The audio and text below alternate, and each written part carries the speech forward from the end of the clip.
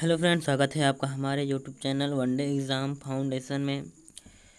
तो देखिए फ्रेंड, अगर आप RRB NTPC group D, SSC CHSL, DSSB, DRDO, MTS, SSC phase 8 या कोई भी ऑल वनडे एग्ज़ाम की तैयारी कर रहे हैं और आपके सिलेबस में साइंस है, तो आपके लिए हम लेकर आए हैं साइंस का टेस्ट सीरीज फर्स्ट, जो कि 20 क्वेश्चन का है।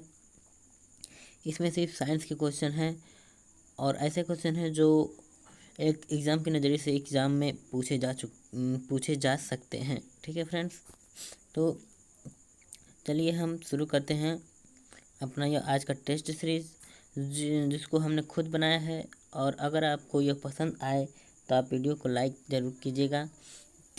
वीडियो स्टार्ट करने से पहले हम आपको बता दें कि अगर आप हमारे चैनल पर नए हैं तो आप हमारे चैनल को सब्सक्राइब कर लें, ताकि हमारी वीडियो की अपडेट सबसे पहले आपको प्राप्त होती रहे और ऐसे ही टेस्ट सीरीज़ लगाने का और इसे सीखने का आपको मौका मिलता रहे। ठीक है फ्रेंड्स, देखिए आज का जो हमारा पहला क्वेश्चन है, भाप इंजन किस सिद्धांत पर आधारित है। भाप इंजन किस सिद्धांत पर आधारित है?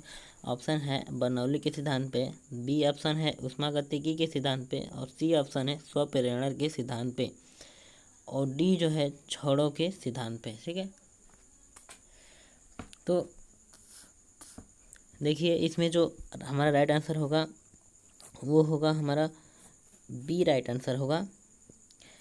जो भाप इंजन है वह ऊष्मागतिकी के सिद्धांत पे क्या करता है, यह आधारित है और इसी ऊष्मागतिकी के सिद्धांत पर यह बना है।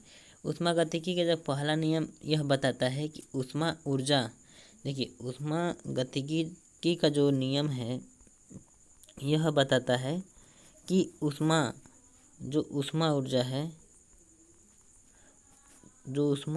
है उसका न तो निर्माण किया जा सकता है और न ही वह नष्ट हो सकता है।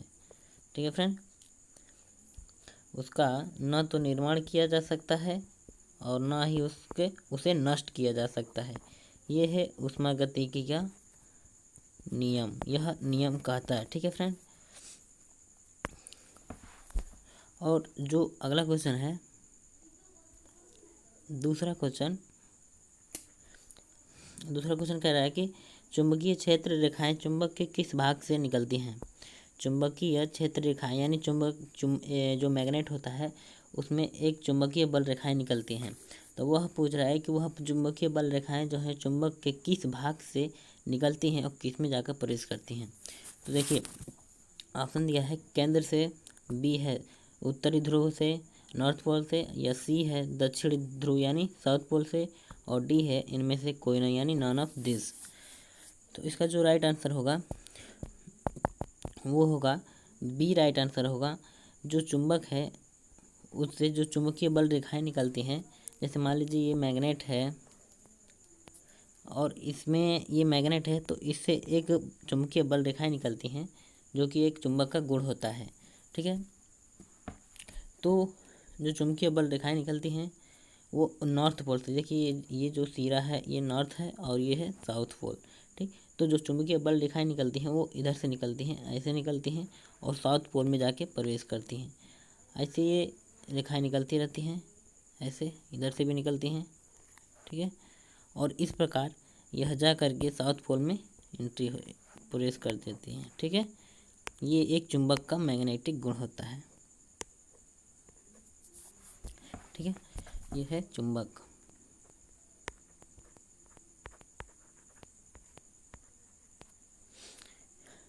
ये होता है मैग्नेट का एक गुण होता है। ठीक है, तो अगला क्वेश्चन है, तीसरा क्वेश्चन है,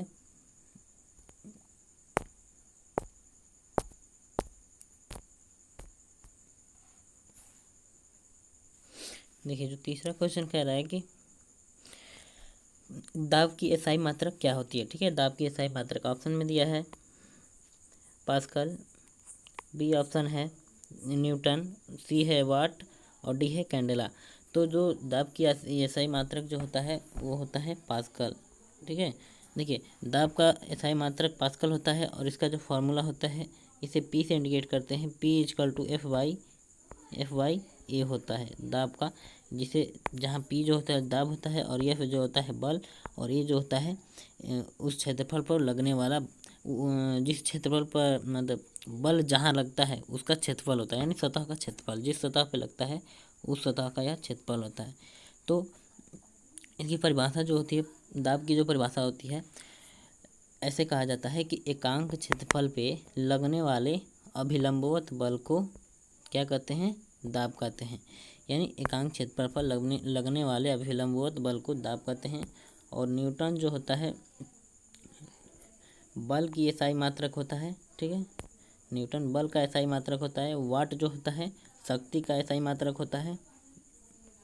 जो वाट जो होता है यह शक्ति का एसआई मात्रक होता है और ये जो होता है बल का मात्रक होता है। कैंडेला जो होता है यह ज्योति तीव्रता का होता है। कैंडेला किसका होता है, तो ज्योति तीव्रता का होता है, ठीक है। ज्योति तीव्रता का यह एसआई मात्रक होता है, ठीक है। तो देखिए अब चौथा क्वेश्चन जो है,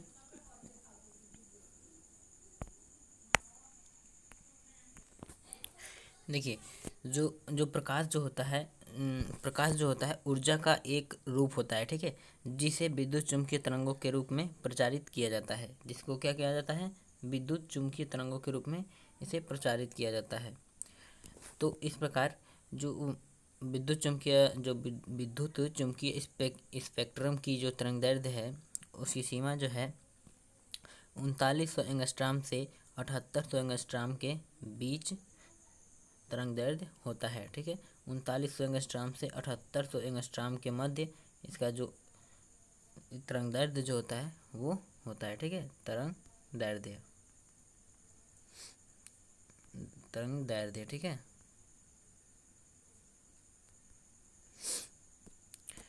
अब देखिए पांचवा जो क्वेश्चन है, पांचवा क्या कह रहा है कि निम्नलिखित में से किसमें रक्त समूहों की खोज की। यानी निम्नलिखित में से पूछ रहा है कि किसने रक्त समूहों की खोज की। ऑप्शन ए जो है चार्ल्स डार्विन और ऑप्शन जो बी है वो है लेडस्टेनर और सी जो है ऑप्शन राहेल कार्सन और डी है जेम्स वाट। यानी पूछ रहा था क्वेश्चन है था कि किसने रक्त समूहों की खोज की थी। पहला था चार्ल्स डार्विन और बी है लेडस्टेनर, सी है राहेल कार्सन और डी है जेम्स वाट। तो देखिए इसका जो आंसर होगा वो होगा लेडस्टेनर, बी राइट आंसर होगा। लेडस्टेनर ने रक्त जो है रक्त समूहों की खोज की थी। यानी रक्त समूहों की खोज जो है कार्ल लेडस्टेनर ने की थी सन 1900, किसमें, सन 1900, ठीक है। सन 1900 ईस्वी में इन्होंने रक्त समूहों की खोज की थी, जिसके लिए उन्हें 1930 में फिजियोलॉजी या मेडिसिन में नोबेल पुरस्कार मिला। किसमें, सन 1930 में, ठीक है। सन 1930 में किसका पुरस्कार मिला, फिजियोलॉजी, किस चीज़ का, फिजियोलॉजी, ठीक है, फिजियोलॉजी,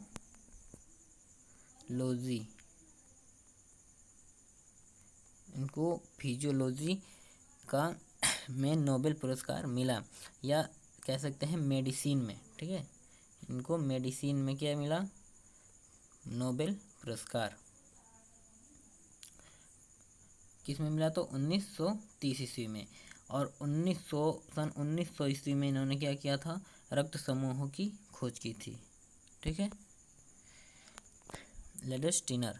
देखिए और जो चार्ल्स डार्विन थे, चार्ल्स डार्विन क्या किए थे, तो चार्ल्स डार्विन ने विकासवाद का प्रसिद्ध सिद्धांत दिया था। चार्ल्स डार्विन क्या किए थे, विकासवाद का प्रसिद्ध, विकासवाद का क्या किया था, इन्होंने सिद्धांत दिया था। कौन, चार्ल्स डार्विन, ठीक है, चार्ल्स डार्विन ने इन्होंने विकासवाद का प्रसिद्ध सिद्धांत दिया था। अब आते हैं अपने अगले क्वेश्चन छठवां पे। देखिए जो छठवां क्वेश्चन है कह रहा है कि जब वसायम ग्रंथि कार्य करने में विफल हो जाती है तो क्या होता है। वसायम ग्रंथि देखिए ऑप्शन है, कह रहा है ए है शरीर शारीरिक तापमान को नियंत्रण करने में सक्षम नहीं होगा। यानी जब वसायम ग्रंथि कार्य करने में विफल हो जाती है तो क्या क्या हो जाता है। तो ऑप्शन ए कह रहा है कि शरीर जो है शारीरिक तापमान को नियंत्रण करने में सक्षम नहीं होगा। और बी कह रहा है अधिक मेलानिन होने से त्वचा का रंग गहरा हो जाएगा। सी कह रहा है बाल उगने में और सफल बाल उगने में और सफल रहेंगे, ठीक है। और डी जो कह रहा है त्वचा शुष्क और खुरदरी हो जाएगी। तो इसका जो राइट आंसर होगा डी राइट आंसर होगा। यानी जब वसायम ग्रंथि कार्य करने में विफल हो जाती है तो त्वचा जो है शुष्क हो जाता है और खुरदरी हो जाता है, वसायम ग्रंथि, ठीक है। याद रखिएगा कौन सी ग्रंथि है, तो वसायम ग्रंथि। यह देखिए यह ग्रंथि जो होती है सीबम को स्त्रावित करती है और जो कि त्वचा को तैलीय और जलरोधक बनाता है। यह ग्रंथि क्या करती है, यह सीबम को स्त्रावित करती है और त्वचा को तैलीय और जलरोधक बनाती है, जिससे त्वचा जो है सूखता नहीं है और खुरदरा नहीं होता है। लेकिन जब यह वसायम ग्रंथि विफल हो जाए यानी कार्य करना बंद कर दे, तभी हमारा क्या होता है, त्वचा सूखने लगता है और खुरदरा हो जाता है। क्यों? क्योंकि यह ग्रंथि जो होती है सीबम में स्त्रावित करती है और त्वचा को तैलीय और जलरोधक बनाता है। जो तैलीय जलरोधक बनाने से ही हमारा जो त्वचा जो होता है वह चमकीला होता है और सॉफ्ट होता है, ठीक है। लेकिन जब यह ग्रंथि कार्य करना बंद कर दे तो हमारा त्वचा शुष्क हो जाता है और खुरदरा हो जाता है, ठीक। देखिए अगला क्वेश्चन है कि बुगेनविलिया फूल किस श्रेणी के अंतर्गत आता है। बुगेनविलिया फूल किस श्रेणी के अंतर्गत आता है, यह बायो का क्वेश्चन है। ऑप्शन ए कह रहा है बच्चे फूल, बी कह रहा है बड़े रंगीन खांचों, और सी संवेदनशील फूल, और डी है पूर्ण फूल। यानी बुगेनविलिया फूल किस श्रेणी के अंतर्गत आता है, तो कह रहा है कि बच्चे फूल श्रेणी के अंतर्गत, बड़े रंगीन खांचों श्रेणी के अंतर्गत, संवेदनशील फूल श्रेणी के अंतर्गत, या पूर्ण फूल श्रेणी के अंतर्गत आता है। तो इसका जो राइट आंसर होगा वो होगा बी, बड़े रंगीन खांचों के अंतर्गत यह आता है, बुगेनविलिया फूल, ठीक है।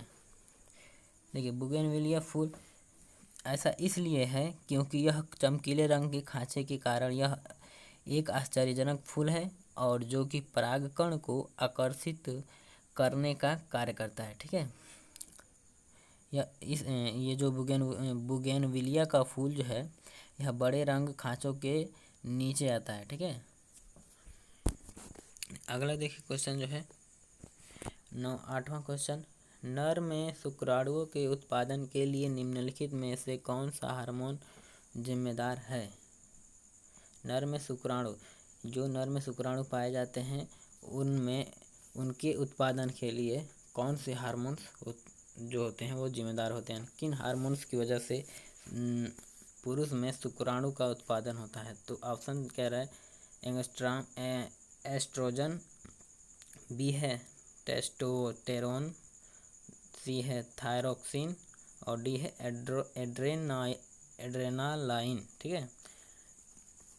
देखिए इसका जो राइट आंसर होगा वो होगा बी राइट आंसर होगा टेस्टोस्टेरोन एक हार्मोन्स है जिसकी वजह से पुरुष में शुक्राणुओं का उत्पादन होता है, ठीक है।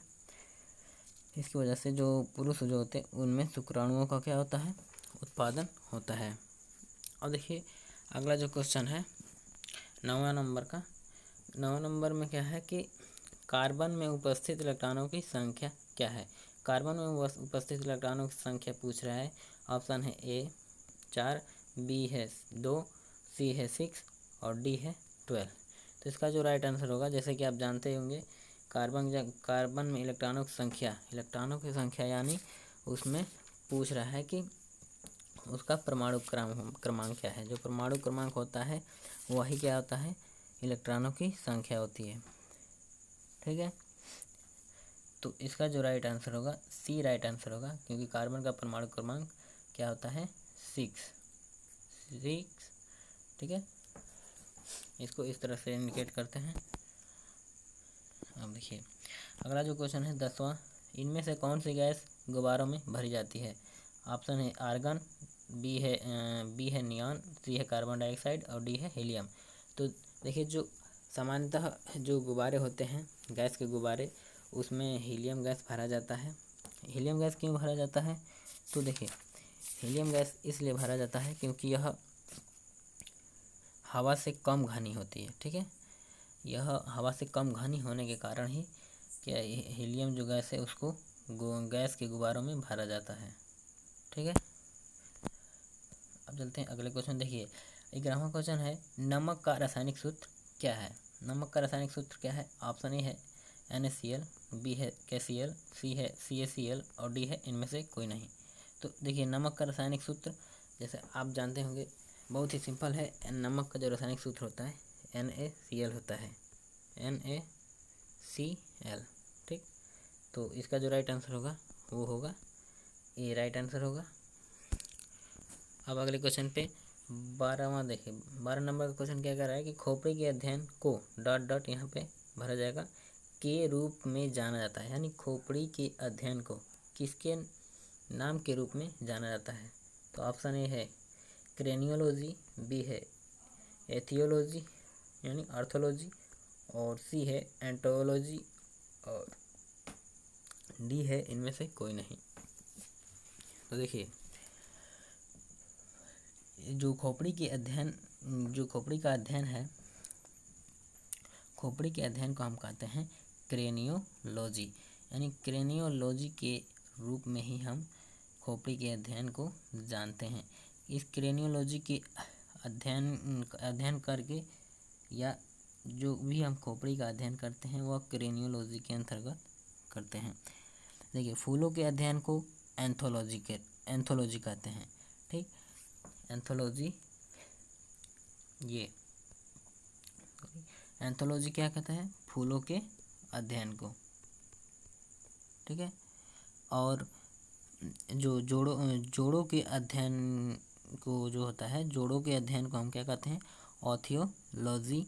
ठीक है, जोड़ों के अध्ययन को क्या कहते हैं? ऑर्थोलॉजी। ये किसके अध्ययन को कहते हैं? जोड़ों के अध्ययन को। ठीक है, अगले क्वेश्चन पे आते हैं। देखिए 13 नंबर का क्वेश्चन है, विटामिन डी की कमी से कौन सा रोग होता है? ऑप्शन है सूखा रोग, बी ऑप्शन है स्कर्वी, सी बेरी, डी है इनमें से कोई नहीं। तो देखिए इसका जो राइट आंसर होगा विटामिन डी की कमी से सूखा रोग होता है। ठीक है, सूखा रोग होता है।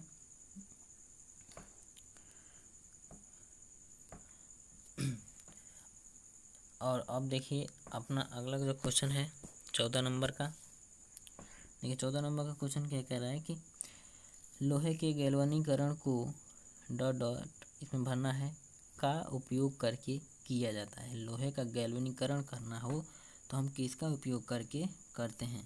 तो देखिए लोहे का गैल्वनीकरण ऑप्शन दिया है सोना, बी है सोडियम, सी है तांबा और डी है जस्ता। तो अगर लोहे का गैल्वनीकरण करना हो तो उसके लिए हम किसका उपयोग करते हैं? तो जस्ते का उपयोग करते हैं, यानी जो राइट आंसर होगा वो होगा जस्ता।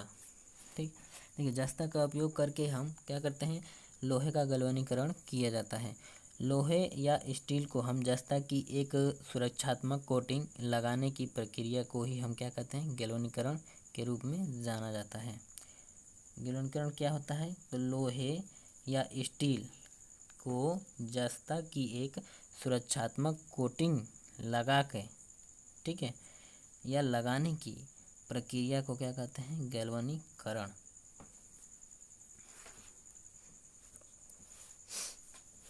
ठीक है, अब देखिए अगला क्वेश्चन 15वां क्वेश्चन क्या है, इनमें से कौन सा अंग रक्त से नाइट्रोजन को निकालता है? यह जो है बायो का क्वेश्चन है। कह रहा है कि इनमें से कौन सा अंग रक्त से नाइट्रोजन यौगिकों को निकालता है। किससे? तो ब्लड से नाइट्रोजन यौगिकों को क्या करता है? यह निकालता है। ठीक है, देखिए ऑप्शन है फेफड़े, बी है यकृत, सी है पेट और डी है गुर्दा। ठीक है, देखिए इसका जो राइट आंसर होगा गुर्दा होगा। गुर्दा जो होता है वह रक्त से नाइट्रोजन यौगिकों को हटाने के लिए जिम्मेदार होते हैं और रक्त को फिल्टर करने का कार्य करता है। देखिए ये जो गुर्दा जो होता है यह रक्त से नाइट्रोजन यौगिकों को निकालने का कार्य करता है और रक्त को फिल्टर करने का यानी छानने का कार्य करता है। कौन करता है? तो गुर्दा करता है। ठीक है, आगे चलते हैं। देखिए 16वां नंबर का क्वेश्चन है, आलू में स्टार्च कहाँ जमा होता है? क्वेश्चन है आलू में स्टार्च कहाँ जमा होता है? तो ऑप्शन है देखिए ऑप्शन है स्क्लेरेकाइमा, ठीक है, बी है कोलेनाकाइमा और जो सी ऑप्शन है पैरेकाइमा और डी है क्लोरेकाइमा। ठीक है, तो इसका जो राइट आंसर होगा पैरेकाइमा राइट आंसर होगा। ठीक है, पैरेकाइमा। देखिए पैरेकाइमा जो होता है आलू में स्टार्च, जो पैरेकाइमा जो होता है यहाँ पे जो आलू में स्टार्च पाया जाता है वो यहाँ पे जमा होता है। किसमें? पैरेकाइमा में, आलू के अंदर होता है। देखिए आलू जो होता है, आलू में स्टार्च पैरेकाइमा में संग्रहित होता है। ठीक है ना, पैरेकाइमा में संग्रहित होता है क्योंकि यह एक संवेदनशील परत होती है और अस्थायी ऊतक प्रणाली में, ठीक है, अस्थायी ऊतक प्रणाली में रहता है और इसलिए स्टार्च को स्टोर करता है। तो इसलिए यहाँ पे क्या होता है, पैरेकाइमा जो है इसमें स्टार्च क्या होता है? संग्रहित रहता है। अगला क्वेश्चन है, कोशिका का कौन सा भाग प्रोटीन का संश्लेषण करता है? कोशिका का कौन सा भाग प्रोटीन का संश्लेषण करता है? ये है वेकोला, देखिए ये है, देखिए जो ए ऑप्शन जो है वेकोलोल्स, ठीक है, बी जो है माइटोकॉन्ड्रिया, सी है राइबोसोम और डी है सेल्यूलोज। ठीक है ना, तो इसका जो राइट आंसर होगा राइबोसोम होगा। ठीक है, राइबोसोम जो होता है प्रोटीन का संश्लेषण करता है। किसमें? तो कोशिका का यह एक भाग है। ठीक है, कोशिका का यह एक भाग होता है जो प्रोटीन का संश्लेषण करता है। देखिए जो माइटोकॉन्ड्रिया जो होता है वो छोटे सेल हैं जो पूरे सेल में तैरते रहते हैं। और देखिए माइटोकॉन्ड्रिया, ठीक है, और देखिए सेलुलोज जो होता है वह पदार्थ है जो पौधों की अधिकांश कोशिका भित्ति को बनाता है। सेलुलोज क्या करता है? तो पौधों की अधिकांश कोशिका भित्ति को बनाता है। क्या करता है? कोशिका भित्ति को बनाता है सेलुलोज। लेकिन जो हमारा जो राइबोसोम होता है वह हमारे जो कोशिका का जो ऐसा भाग होता है जो प्रोटीन का संश्लेषण करता है। क्या करता है? तो प्रोटीन का संश्लेषण करता है। कौन? राइबोसोम। अगला क्वेश्चन है, एक नाभिक की द्रव्यमान संख्या है। ऑप्शन है न्यूट्रॉन और प्रोटॉनों की संख्या का योग होता है, बी है हमेशा परमाणु भार से अधिक होता है, सी है हमेशा अपने परमाणु संख्या से कम होता है, डी है इनमें से कोई नहीं। तो देखिए इसका जो राइट आंसर होगा, ये राइट आंसर होगा न्यूट्रॉन और प्रोटॉनों की संख्या का योग जो होता है वह नाभिक का द्रव्यमान संख्या कहलाता है। न्यूट्रॉन, ठीक है ना, न्यूट्रॉन और प्रोटॉनों की संख्या को ही हम क्या कहते हैं? द्रव्यमान संख्या कहते हैं। ठीक है, द्रव्यमान संख्या। अब देखिए जो नेक्स्ट नंबर क्वेश्चन है, जड़त्व के नियम की खोज किसने की थी? Option A Isaac Newton, B जो है अल्बर्ट आइंस्टीन और सी है गैलीलियो गैलीली और डी है जे.सी. बोस। ठीक है, क्या कह रहा है कि जड़त्व के नियम का खोज, तो जड़त्व के नियम की खोज जो है गैलीलियो गैलीली ने की थी। किसने की थी? गैलीलियो गैलीली, ठीक है। इन्होंने जड़त्व के नियम की खोज की और ठीक है, देखिए जड़त्व के नियम की खोज गैलीलियो गैलीली द्वारा की गई थी। जड़त्व का नियम बताता है कि स्थिर क्या है, स्थिर जड़त्व का नियम यह बताता है कि स्थिर या गति की अवस्था में एक वस्तु अपनी अवस्था को बनाए रखना चाहती है, यानी यदि वह वस्तु स्थिर है तो वह स्थिर ही रहेगी जब तक कि उस पर कोई बाह्य बल न लगाया जाए, तब तक वह गति नहीं करेगी। और यदि वह गतिमान है तो वह गति की अवस्था में रहेगी जब तक कि उस पर कोई बाह्य बल न आरोपित किया जाए। यह था जड़त्व का नियम जिसको गैलीलियो ने दिया था। अब आखिरी क्वेश्चन है और 20वां है क्वेश्चन, विद्युत प्रवाह को किस उपकरण के द्वारा मापा जाता है, ठीक है। विद्युत प्रवाह को किस उपकरण के द्वारा मापा जाता है, तो ऑप्शन में दे रहा है वोल्टमीटर, बी है अमीटर, सी है गैल्वेनोमीटर और डी है पोटेंशियोमीटर। तो देखिए जो विद्युत प्रवाह का मतलब होता है विद्युत धारा यानी इलेक्ट्रिकल करेंट, ठीक है, इलेक्ट्रिकल करंट, ठीक है। इलेक्ट्रिकल करंट को किससे मापते हैं, तो हम एमीटर से मापते हैं। और जो वोल्टमीटर जो होता है, वोल्टमीटर के द्वारा हम वोल्टेज को मापते हैं, ठीक है। वोल्टमीटर के द्वारा हम वोल्टेज को मापते हैं, वोल्टेज। और एमीटर के द्वारा हम करंट को मापते हैं, किसको मापते हैं, करंट को, ठीक है। पोटेंशियोमीटर के द्वारा विभवांतर को। तो ये था हमारा 20 क्वेश्चन आज का साइंस से, जो कि टेस्ट सीरीज फर्स्ट था। अगर आपको यह वीडियो अच्छा लगा हो तो आप इस वीडियो को लाइक करें, शेयर करें दोस्तों को, ठीक है। और हमारे चैनल पे नए हैं तो हमारे चैनल को सब्सक्राइब कर ले और बेल आइकन का बटन भी दबा ले, ताकि इसके बाद आने वाले वीडियो जो है उसकी नोटिफिकेशन आपको सबसे पहले प्राप्त हो जाए। तो चलिए फ्रेंड्स, मिलते हैं अपने अगले वीडियो में। और अगर आपको इसका PDF चाहिए तो आप YouTube के डिस्क्रिप्शन बॉक्स में जा कर के इसका हम लिंक दे देंगे आपको, और उस लिंक के ज़रिए आप हमारे टेलीग्राम चैनल से इसका वीडियो का PDF जो है डाउनलोड कर सकते हैं। वन डे एग्ज़ाम फाउंडेशन के नाम से है टेलीग्राम चैनल, ठीक है फ्रेंड। तो आज के लिए बस इतना ही, फिर मिलते हैं अपने अगले वीडियो में। तब तक के लिए धन्यवाद, वीडियो देखने के लिए बहुत बहुत धन्यवाद, ठीक है फ्रेंड्स।